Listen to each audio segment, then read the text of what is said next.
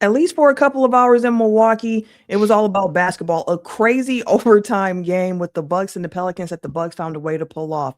Talking about that, plus Giannis speaks again. Those thoughts and some trade deadline predictions.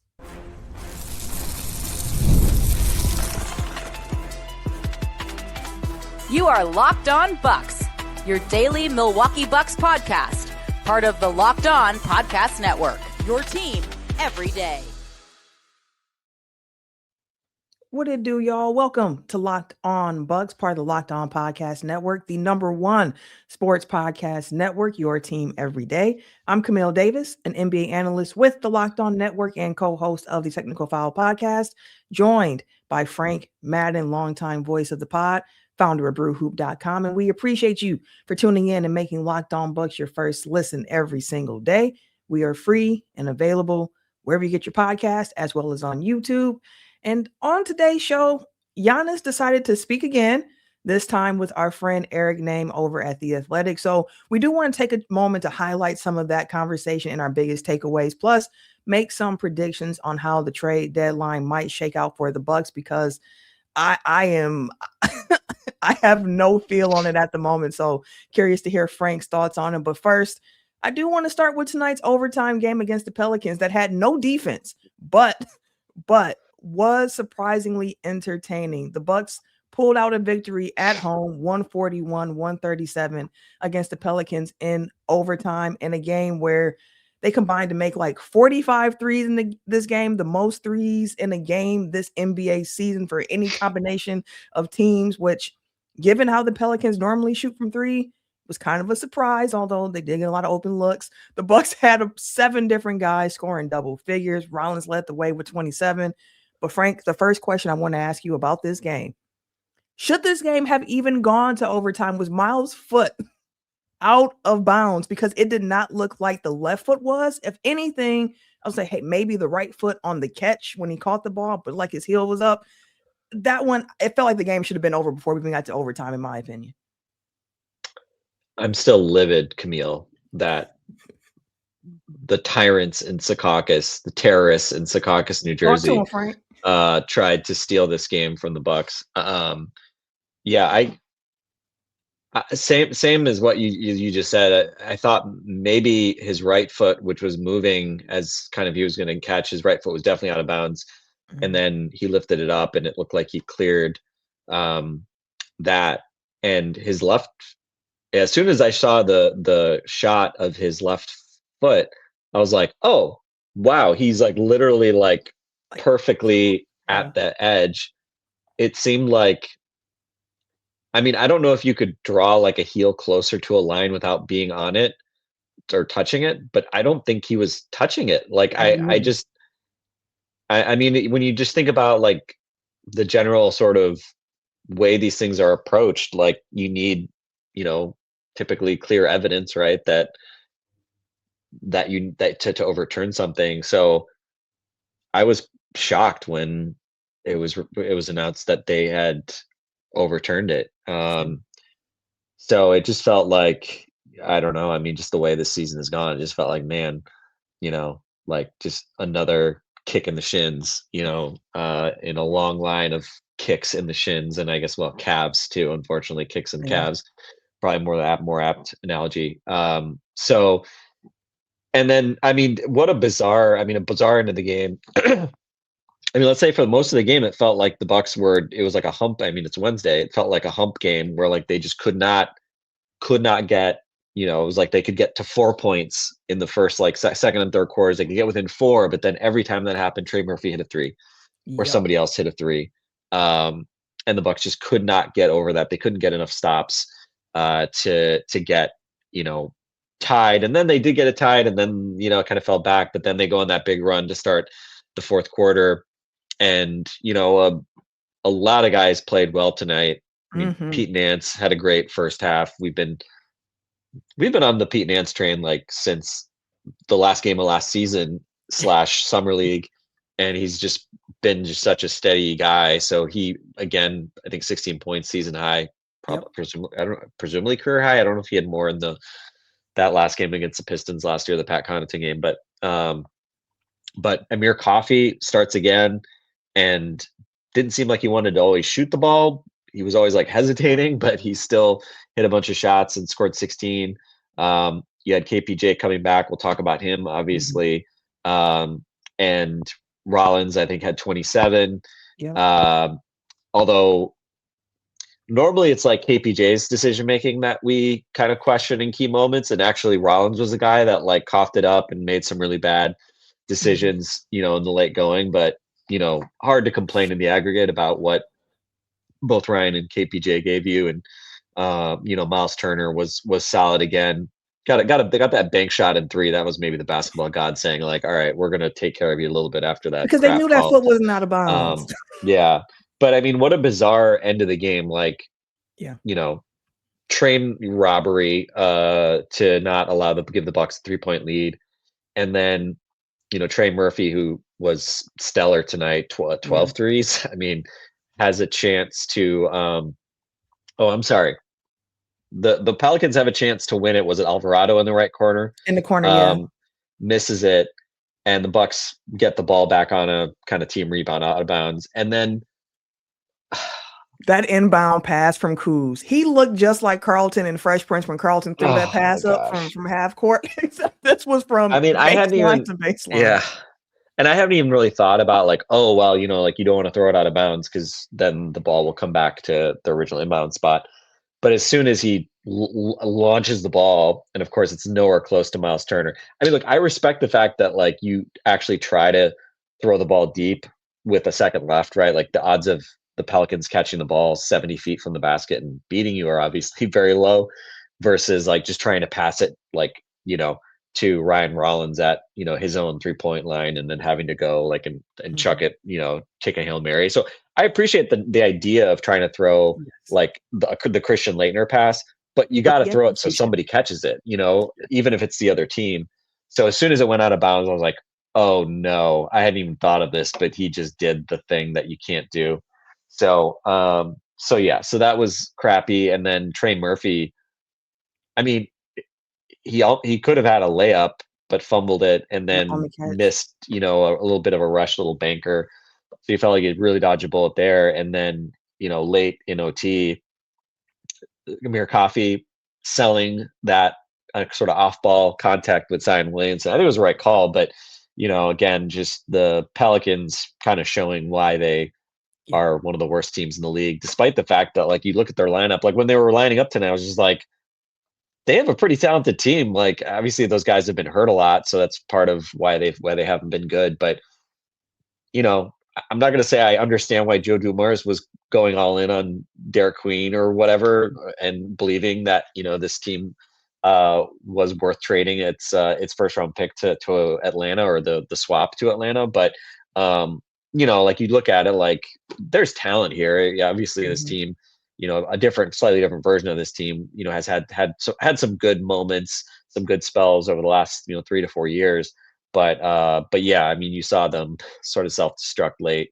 And, again, what does this mean cosmically for the Bucks that they get this win? No idea, but screw it, Camille. Screw everybody that is trying to force the Bucks to trade Giannis. Talk to them.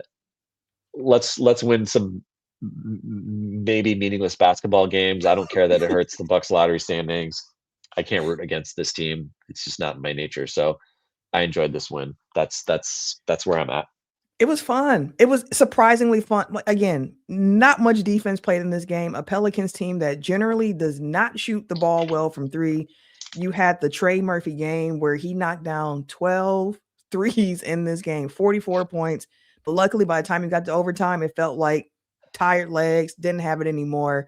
0 for 4 for Trey Murphy in overtime in that period. Meanwhile, the Bucks were able to find ways to generate those points. Again, even scoring, even in overtime, you had Kuz with 2 points. You had the Miles Turner 3. You had an AJ Green 3. You had Ryan Rollins with 3 points himself. You had Kevin Porter Jr. with 2 points in overtime. Like, overtime was another like mini example of what the game had been for the Bucks thus far, which was a lot of different guys contributing and finding a way to put points on the board and push the Bucks forward. Ultimately, and it would a win, which you like to hear. And as we mentioned, Kevin Porter Jr. did return in this game, his first game after missing the last 6. Plus, Giannis speaks again, getting Frank's thoughts on what we've learned from Giannis' side of things coming up right after this.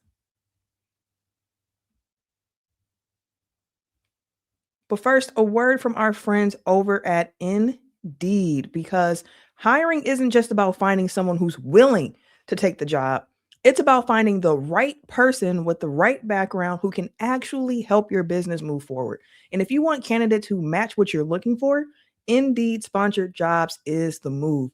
Because instead of hoping the right person stumbles across your post, Indeed actually helps you match with quality candidates by boosting your job listing to the people who fit your specific criteria like skills, certifications, and location. If I were hiring, I wouldn't just want someone who can help. Like, I would want someone with some real experience who could jump right in and help my business. And here's the stat that says it all.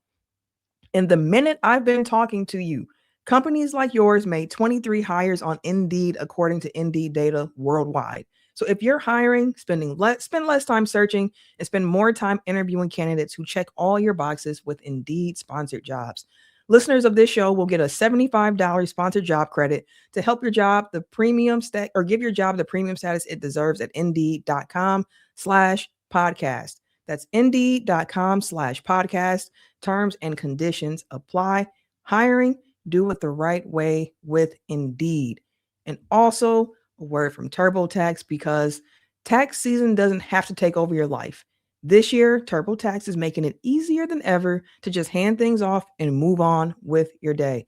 With TurboTax Full Service, you can have your taxes done for you by a trusted local expert, start to finish, without the stress or the guesswork. So instead of spending hours trying to figure out forms, you can actually meet with a local TurboTax tax expert in person or connect online, and they will handle everything from W-2s to self-employment forms, and they will work to make sure that you get every single deduction. You can upload your documents, go about your day, and get updates right in the TurboTax app. And for a limited time, you can have your taxes done by a local TurboTax expert for just $150 all in.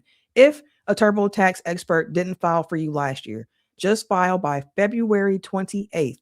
Take taxes off your plate and get back to your life. Visit turbotax.com/local to book your appointment today.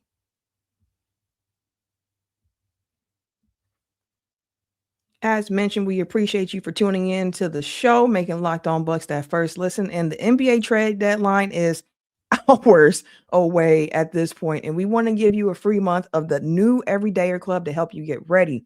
So if you're looking for a group chat to keep up with all the chaos, come and join ours. I'm always in the Bucks chat talking to everybody who's in there. The Everydayer Club gets you access to a group chat on Discord that is just for Bucks fans, plus national chats where you can hang out with fans from across the league. You'll also get ad-free versions of the show. And if you sign up by the trade deadline, February 5th, time is ticking to use this code to get a month for free. The code is deadline. Tap the link in the show notes to learn more.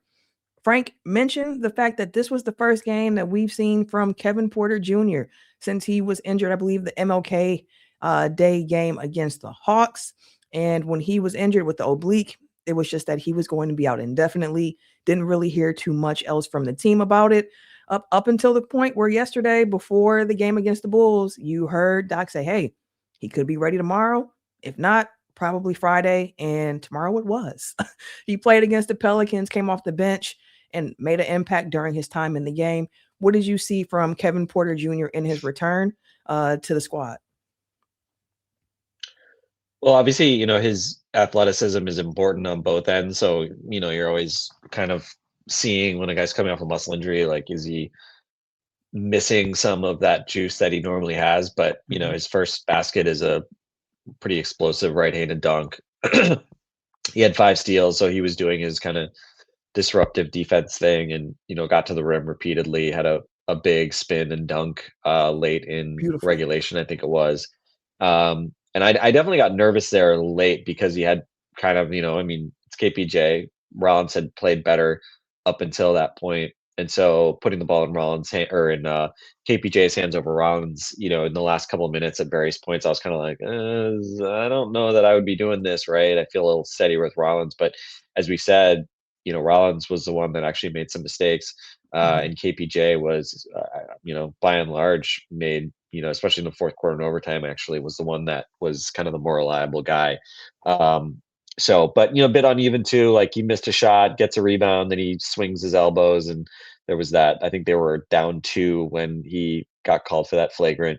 And then they were trying to remember. I think the Pelicans then hit a couple threes, and it looked like the Bucks were. I think we're going to be down 8. I want to say going into the fourth before AJ Green hit that extremely difficult 3 to end the fourth.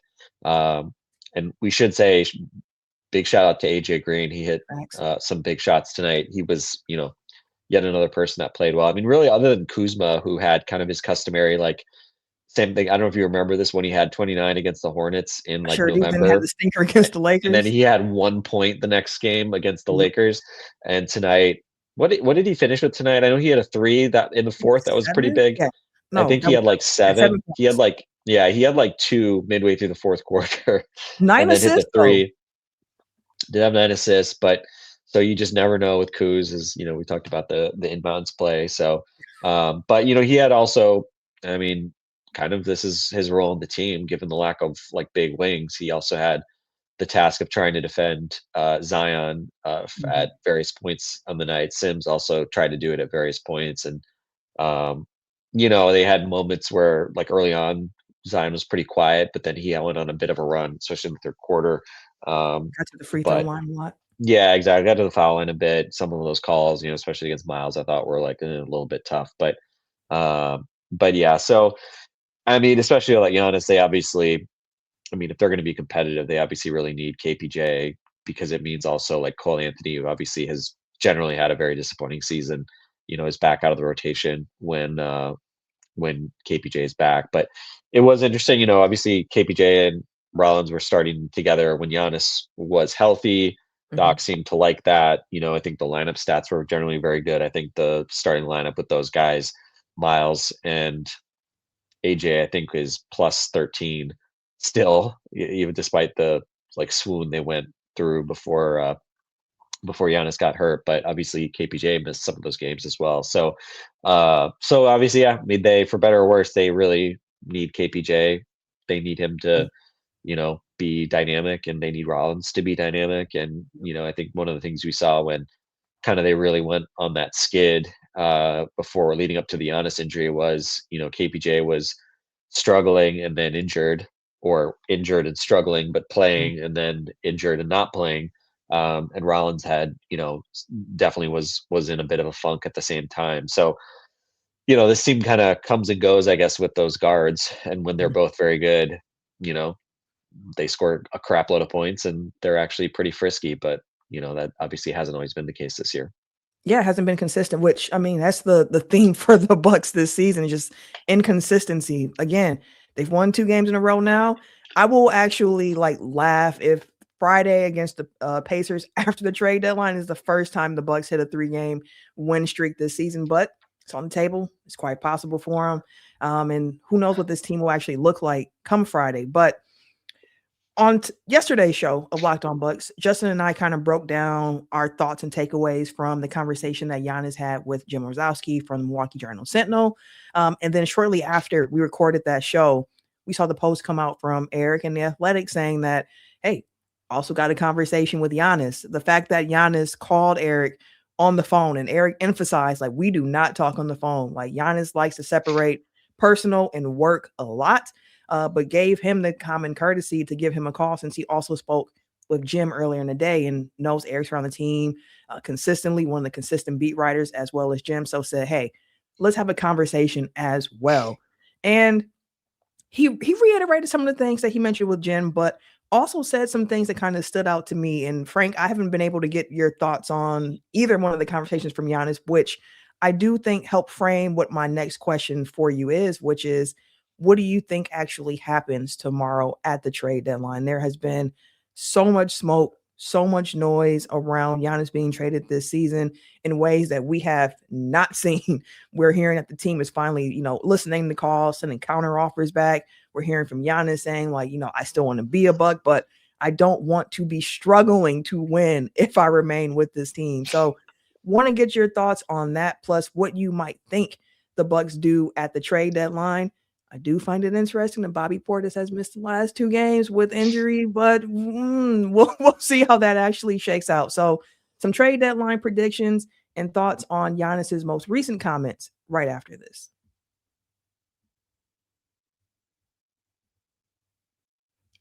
It's almost the end of the road for football, y'all. One final Sunday, one more football Sunday on FanDuel, one last kickoff, the final chance to get in on the action before the NFL season officially comes to a close. This is Super Bowl 60, and FanDuel is making sure you're right in the middle of it with a special offer just in time for the biggest game of the year. So whether you're backing the favorite or you're riding with the underdog, or you just want to build one same game parlay, this is the game that everyone has been waiting for. This is where predictions turn into plays, where stats turn into storylines, and every single snap feels bigger. It is the perfect way to cap off the season and make the Super Bowl even more exciting from kickoff to the final whistle. If you are a new customer, bet just $5 and you'll get $200 in bonus bets if you win. So make it count, because after the Super Bowl, the season is officially over, and then you will be starved for NFL football all the way until next fall. So this is the last call for football on FanDuel, an official sportsbook partner of Super Bowl 60. Visit FanDuel.com to get started, and please gamble responsibly. All right, Frank. Giannis's comments, speaking again, plus trade deadline prediction. So one thing that stood out to me in the most recent article with Giannis talking to Eric was just around what I mentioned. Like, yeah, if you can tell me that I can be on this team, we can compete, like, I'm all the way for it. But I want to be here to win. Like, I'm not trying to struggle my way through all of this here. So I want to find the exact quote, because he also talked about, like, people saying he's kind of giving up on the team, and mentioned the fact, like, hey, the last game I played, I was hurt, played through it anyways, because that is the way that I am wired. But his direct quote of the part I was kind of summarizing, Giannis said, quote, I want to be here, but I want to be here to win, not fighting for my life to make the playoffs. I'm not used to inconsistent basketball. I've played so many years of consistent basketball. I am not used to it anymore. During the game, I don't know if you can see my face, but I get frustrated during the game while the game is going on. We can see that face, by the way. He said, I know there's times where you're going to lose, you're not going to win all the games, but at the end of the day, it's like how we carry ourselves. I see other teams, how they are, how they play, how connected the chemistry they have, and how people are doing the right thing and they're riding for one another. I just want that. I want that for my team. And he was asked, would he commit to another season with the Bucks if they were able to get back into a position to win consistently? And he was like 100%, 1,000%. Yeah, if I can stay on the team and next year we can compete, I'm with it 1,000,000%. So with all we've heard from Giannis, Frank, and you understand as well as anybody just the relationship this city, this franchise, this team has with Giannis, because it's a special relationship. What are your thoughts on Giannis's comments? And then how do you think the trade deadline is going to play out for the Bucks, since we are, it's 2 p.m. Central Time is that deadline. I'm not great at math, about 14, 15 hours away from that deadline as we record. I mean, Giannis is pretty smart and savvy with the media.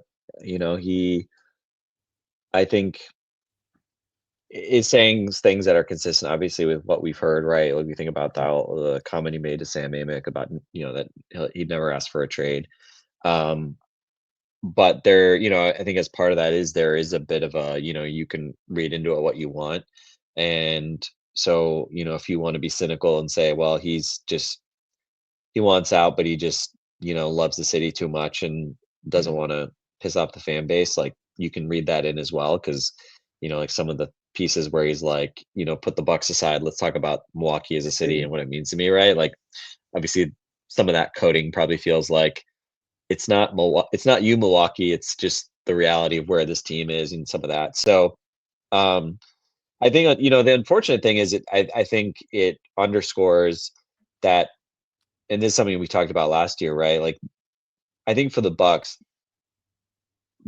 have not had to have like a top tier championship contending team for Giannis to feel like Yeah. he's willing to stay. The bar is actually not that high. Giannis, gives the Bucks the benefit of the doubt, but this year they've been just like so messy, and I think the coaching staff has been so incapable of figuring out like what this team is supposed to be and how they're supposed to play and what Mhm. kind of formula they can rely on to be competitive. And they've been so incapable of like shoring up some of the issues that they have, whether it's like the fact that their obvious strength of shooting, they just don't shoot enough threes, they don't create enough threes. Defensively, they don't, obviously the rebounding has been a problem all year. They don't get offensive rebounds, like they are always losing the possession battle, right? Like it's just sort of the same stuff all year, and they really have not been able to push any buttons, pull any levers to address that. And it's just, like you've got a bunch of coaches that have tons of experience, and like just seems like they're kind of mailing it in on some level at this Mhm. point. And so it's frustrating, I think, for fans, but certainly for Giannis, right? Because he's seeing the clock tick on his career and his legacy and all that. Um, so yeah, I mean, I sort of came away thinking, well, I didn't think he was gonna try to force a trade by the deadline. And listening to his comments, I still don't think he's gonna try to force a deadline trade. And I mean, the irony is like, well, if he didn't want to, if he slow rolled his comeback, or whatever, Mhm. it doesn't really hurt the Bucks like this season necessarily, because like they're pretty much just, at this point it's really just about probably like their lottery ranking. But by the same token as well, like the East is the East, and Yeah. if Giannis comes back, if they win on Friday and they get some sort of momentum in some respect, like they could certainly make the plan for whatever that's worth. So yeah, I mean, I think they're just kind of stuck in a way. um but I think the fundamental thing to me is, a, what I discussed with Justin last week, right? Like I want Giannis to always be a Buck. Like, Mhm. he is the franchise. He's the most important player in franchise history. Um, and that, and I say that like almost irrespective of the belief that you can rebuild a competitive, vaguely title contending team with him over the Mhm. next couple years, right? I think even if we didn't think that was like remotely feasible, I would still want him to retire here. Now, I don't want him to be miserable or And, something, like, right? languishing or anything like Yeah, that. I mean, well, that's the hard part, obviously. But I think if you're the Bucks, like, there's no path to contending in any sort of near-term time horizon without him. Um, so that's why when I look at, the trade packages, for me, it's like for me to even like consider this is I gotta feel like there's a guy coming back that like could be an all-star, or like that, I can sell some season tickets with, or Oh, I that thought like my that the fans Warriors want to about to actually go watch. I just got the alert that the Warriors traded Jonathan Kuminga and Buddy Hield, and I was so scared for what was next after that, but it's to Atlanta for Kristaps Porzingis, so there is that. Okay, there you go. But yeah, I mean, it's like the Golden State thing. It's like Yeah, Brendan yeah. Pajemski, nice player. Kuminga, I don't like hate Kuminga. He probably could be a decent player somewhere, but it's like, what are you? So what? And Golden State, like draft picks 5 years from now. I get it. Like maybe part of me is because the Bucks are so bad at drafting that I don't value first round picks or something. I might have a blind spot there, but um, we're talking about Giannis. Yeah, you know, like yeah. like I want some player that matters, even if I get fewer picks. I think especially given their lack of control over their draft over the next few years, Mhm. like, it's not like just being horrendous is gets you, the high picks unless you get them back from Portland or whatever. So, so I've just sort of consistently felt like, I would rather just continue to, you know, try to figure out, like, can you create more chances for yourself to put yourself in a position that earn Giannis feeling like maybe there is a reason to stick around. And, I've said it before, like, look around at some of the talent that is winning games in this league. Thank you. Look Thank at you. the Celtics. Like, you think Joe Mazzulla would have, and I realize, like, I don't imagine our Locked On Bucks fan base is like a lot of Doc Rivers supporters, so I don't think I'm like having to really argue with anybody here. But if Joe Mazzulla was coaching this team and had built, a culture the way he's built a culture with the Celtics, Mm-hmm. do you think the Bucks are where they are? Like, no. The Bucks would be, maybe they're not a title contender because of their talent, but I think you could figure out how to make this team certainly much more competitive than it has been. So it's frustrating, and it's frustrating for Giannis. I totally get it. But for me, it's like at this point, I'm like, let's get to the summer and see what that brings and what opportunities I might have. See where you end up in the draft. Um, we'll see with free agency and all that. Mm-hmm. And I think the hard part, which gets at the other question, Camille, which is and the other piece too, I'll just say too, is once again, if you get to the summer, the ultimate sort of litmus test here is then you tell Giannis, like, okay, October 1st, we're giving you a $275 million contract offer. What Are are you you going to going to sign do? this? Yeah. And I don't know, people just sort of act like it's like very normal for a player to turn that down and essentially wait a year to go to potentially get traded and go to free agency or something. But like, that's not normal. Like, Mhm. guys don't do that, especially like Giannis at his age. He's had obviously some injury stuff now over the past year or two. We know Giannis values enormous amounts of money. Don't Every blame him. cent. So I don't know. I think it's very in play that if you can keep him from just putting his foot down in the summer, that he would actually, just sign. And then again, of course, it'll be immediately, if the Bucks are bad, then we'll immediately go into the like Giannis trade rumor stuff again. Right. But anyway, so that, yeah, that's kind of my thing, is like, I want Giannis. I'd rather just continue to see if there's ways to be competitive with him, even if you can't win a championship. And it's just the correct thing in the basketball universe for Giannis to Mhm. retire a Buck. So that's what I'm hoping for. Call it naive or whatever. But he's the player that has defined my fandom, and I think probably Mhm. for pretty much everybody that's been a Bucks fan, whether it's for 50 years or 5 years or whatever. So that's what I think. And I mean, and the hard part is like, well, then what the heck do you do if you Mm. are stuck with this uncertainty going into the deadline? If you were just basically saying like the Giannis era is over, whatever, moving on, then it's pretty easy. You just fire sale, Everything. everybody who's not like Rollins, basically, um, and you just see what you can sort of get in terms of young players, picks, etc. But I think given they're sort of in this weird in between state where they still want to be able to field the team around Giannis, or put themselves in a position where they could field the team around Giannis this Mhm. summer. I think that means you keep Miles Turner, um, because of the fit, and obviously he's still at 29 in his prime. Um, and I do think, though, I think a Bobby Portis trade, I think, could be justified even if you want to build around Giannis. Yeah. I think, again, I don't want to overreact to Pete Nance having, a few good games, but I think it does highlight, like, well, You do you have could trade someone you could Bobby turn to if Portis. you trade Exactly. Bobby. You could Yeah. move Portis, and it's at least plausible that between, like, Pete Nance and free agents, whatever it might be, that you kind of re-envision what your kind of front court rotation looks like, and that you can actually go a more defensive style. I'm not saying play Jericho Mhm. Sims 20 minutes every night. Yeah. Um, Although he's played well Yeah, these last two yeah, games, yeah. so shout out to Jericho Sims. He's done kind of what you would hope from him for him. And guys are But throwing yeah, them I think probably I think you keep Miles.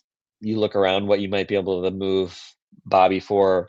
I don't know that there's a whole lot other like otherwise that is out there. Like if someone's willing to give you like what would you need to move Kevin Porter Jr.?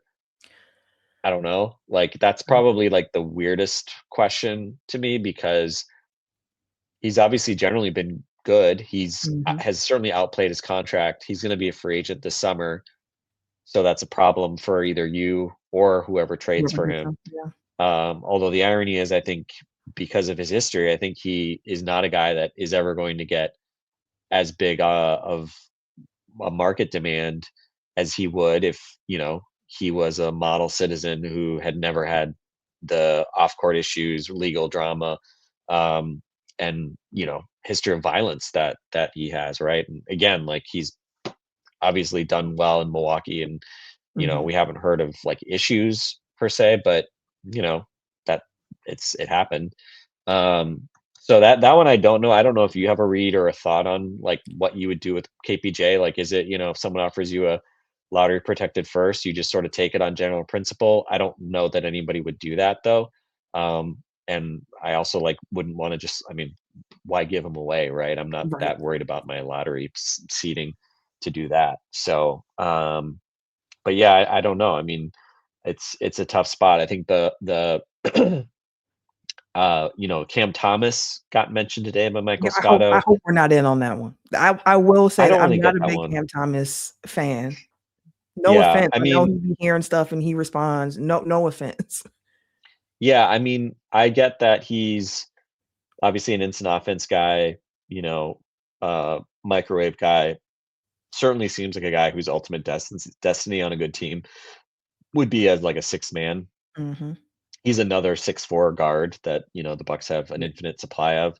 Um, And just I mean, someone was saying like talking about like I guess I've heard enough people reference like, oh well, you may be able to get like a second round pick with him as like a salary dump, and it's just sort of like he makes like $6 million on a team that's under the cap. Yeah. So it's like it's not like they're trying to desperately move him to Clear you know something up. clear space, get under the luxury tax or something. It seems like it may just be like a toxic character sort of thing. Obviously, there were bad vibes with them over the summer when they couldn't agree to a Mhm. contract and he took the qualifying offer. But again, it's like, do you want to bring that into your into your locker room? Like you already have like let's just say an interesting group there. So I don't know. Like given as we were saying, like the strength of this team are the right now without Giannis are like these 2 6'4" guards that can, Yeah. you know, play two ways and create shots and create for others. Cam Thomas is not a passer the way those guys are. I would Right. rather have both Rollins and Same. KPJ over Cam Thomas, and if he plays well, then you just have to pay him some money in the summer. So I just don't know what you really do with him that's particularly useful unless it's like a tank commander thing. Um but I don't know, that one just struck me as odd. But is there some, I don't know, is there some move that you can think of that is like I'll like I know I've been seeing people talk about like John Morant. Like is there some Yeah. bargain basement There's John Morant deal that like would make you feel like, okay, that makes sense, gamble on talent, figure out the fit later? Like I don't know, I'm sort of been grasping at straws a bit. not for me. Like, as someone who I've mentioned before, like a fan of Ja, but over the last few years, like he hit the peak. What was the playoff series against the Warriors? I think it was like 4 years ago or so, where it was like, man, like this kid looks like he's about to take a next step. But with all the off court things, and then too with the injuries from him, like he doesn't even play the exact same way with athleticism as he has before in the past.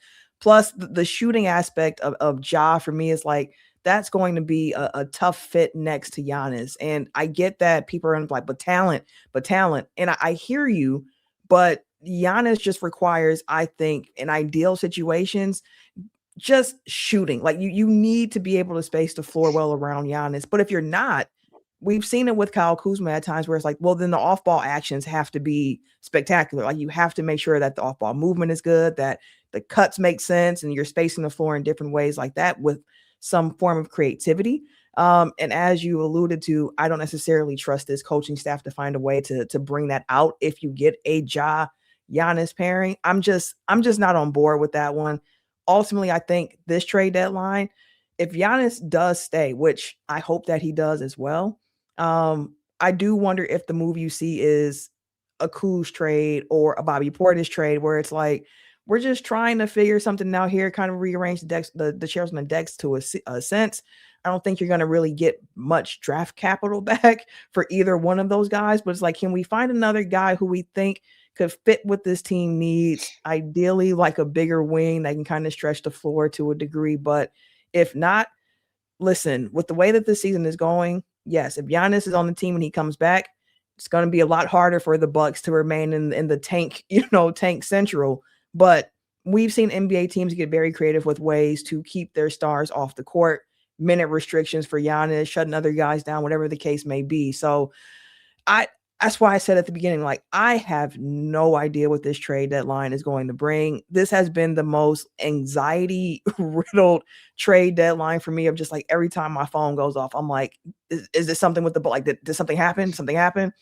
And I just honestly cannot wait until it's over to kind of be able to see how all the chips fell, look at all the dust and be like, okay, now we can kind of figure out how we move forward, at least for the rest of this season, and readjust how we're watching the games, knowing the situation with Giannis, because that's just such a big question mark. It is so hard for me to think of other avenues without knowing, like, is he going to be a piece of this or not? Because everything is built around him. Yeah, I mean, I think the sort of moves that I think would be reasonable at the deadline would be, like if you move off of Bobby, then going after like a Gershon Yabusele, who's had a disappointing season in New York and not really a big part of what they're doing there, right? Like, can you net out some type of asset, um, swapping Bobby in his contract, and then, landing in a separate deal like a Yabusele type who can give you some, kind of big depth, and can shoot a bit as well, can play a bit more of a typical two-way style. We talked a lot about Trey Murphy last summer. He was sort of like the idealized thing, and he kind of showed us why tonight. Showed us why the Bucks are not going to be able to get him at the trade deadline. But like, Sadiq Bey is an interesting player, right? He's averaging 16 points a game for the Pelicans. He's owed $6 million next year. I think they signed him when he was coming back from, I think, an ACL tear, I want to say. So they were able to get him, I think, for less, I think. But, again, like, is there somebody like that? Because it's like, if you get, a 24, 25-year-old Sadiq Bey, who's, a 6'8", like, relatively built Yeah. guy, like big wing type player, not a perfect player by any stretch of the imagination, but somebody like that on a kind of, a cost control deal beyond this season, like, you might actually feel like, okay, we have somebody other than Kyle Kuzma who can play small forward that, isn't AJ Green sized. So those are the kinds of things I think, that maybe you would poke around. I also think just doing something to open up a roster spot so you can sign Pete Nance, Yeah. to, a multi-year deal, lock him up for this year and next at least, would be a nice little win, just because, again, there's no downside to having, Pete Nance, play, even if he's not going to shoot 50% from three forever. I just like the way he plays. I think Yeah. he's been capable enough defensively. He's obviously has his limitations. He's not, like a true center rim protector type guy, but he's been pretty versatile in terms of where he plays. And, again, I just think, like, if you find more Pete Nances, that's like the road to building a competitive team around Giannis, right? Other than like just bringing in a new coaching staff, I think um, I think there's a little bit too much, like, Kuz and KPJ sort of, just some of the decision making can be challenging, let's say, even though they're two of your better players. I think having both of those guys playing like major minutes and crunch time minutes just can be challenging. So I think just bringing in some, even if like Pete Nance, obviously he's not going to play huge minutes, he's not going to be a focal point in offense or a defense, but like just making sure that these other guys that play are like good decision makers and can fundamentally like do things both ways. I think that's important. So, we'll kind of see what that could mean around, from a transaction standpoint. But I don't know. I don't feel like the Bucks are, you know, I don't feel like the Bucks are, obviously I don't think they're going to trade Giannis. And I think because of that, he's going to come back at some point and play. Um, and I think when he does, I think you're going to want to win games, because if you're hanging Gotta on to show him Giannis, something. it's because you want to show him something. You want to try to make the case, and then reconfigure the team in the offseason. So I think it sort of puts you in a spot where you're not really like the tank may come for you as it has so far, right? You may end up with a good draft pick because you're just too dysfunctional not to get a good draft pick, but I don't think it's going to be because like they Organizationally decide we're going yeah, to get because things they right, like, because they just, like, shamelessly try to done. to tank the rest of the season, even though I'm sure John Horst realizes, like, that may be the best chance of adding, like, a premium asset Talent. that Yeah. either could bring you a player that matters in the next couple of years, or, gives you one more trade chip, that could be used this summer to Mhm. try to trade for a veteran to pair with Giannis. So it's probably one of the more uncertain trade deadlines that we've seen, Mhm.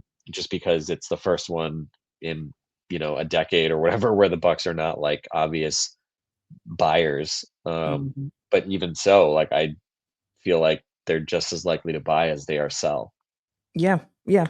I I agree with you on that one, and we'll figure it out. I know Justin and myself have talked about going live shortly after the trade deadline comes to a close to kind of give instant reaction on whatever happens with the Bucks and around the league. So that will be coming your way for sure. So we'll wrap up today's episode there. Appreciate you for tuning in. Make sure again that you check out the Everydayer Club. Head to lockedonbucks.supercast.com or just hit the link in the description for more information on that as well. We appreciate you for tuning in. And for those of you on video, we're going to send you over to the first ever 24/7 national NBA YouTube channel. On audio, make sure you get your second listen together with NBA Game Night on Locked On NBA. Appreciate you for tuning in to Locked On Bucks. For Frank and myself, we'll catch you later.